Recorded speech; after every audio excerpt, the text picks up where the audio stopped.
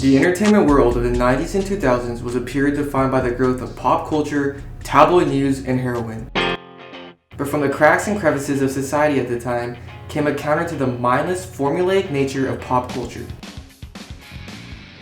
The underground culture of the 90s and 2000s created characters and stories that functioned to point out the absurdity of their era and deliver a new set of heroes and villains to the next generation.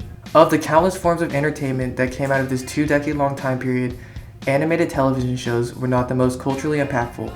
However, individual shows had their own appeal and impact on the public. First on this list is Cowboy Bebop, a Japanese anime series that premiered in 1998 and ran for 26 episodes in a movie.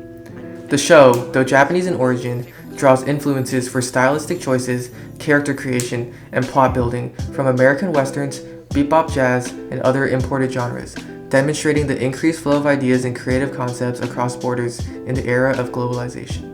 Some of the most poignant themes in the series come from the incremental character unveiling of the mysterious, cynical anti-hero of the show, Spike Spiegel. He enters the lives of each of his targets just long enough to capture them and turn them in. Why does he do this? Merely as a means of making it through each day and continuing his own cynical existence. This type of protagonist, although not pioneered by the creators of Cowboy Bebop, is one that has a long-lasting effect on the psyches of the viewers. The existentialist and nihilistic attributes about Spike make him a phenomenal character to watch, not just in fight scenes and action sequences, but one that constantly leaves us asking for more. Spike transcends his gag and trope-centered animated predecessors and gives us a taste of something substantially more human than we are used to in animated television.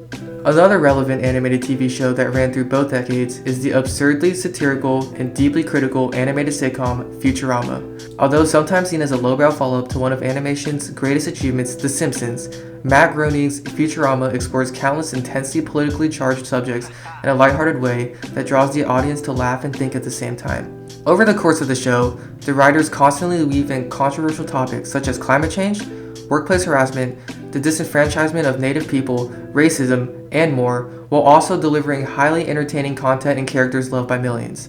In these ways, Futurama yet again pushes the bar of what animation could be at the time when shows like Beavis and Butthead were making guest appearances at award shows.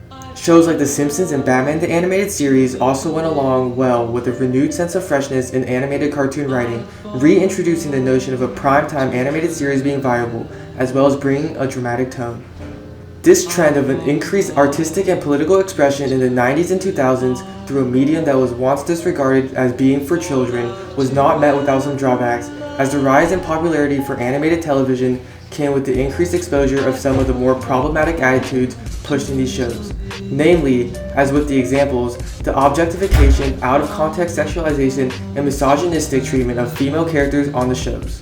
In Cowboy Bebop, the main female character, Faye Valentine, is treated as a second-hand member and is often depicted in skimpy, hyper-revealing clothing. Likewise, Leela and Amy, the two main female characters in Futurama, are depicted in a suggestive fashion for seemingly no reason relative to the plot of that particular episode. This is seen throughout many different shows for many different women.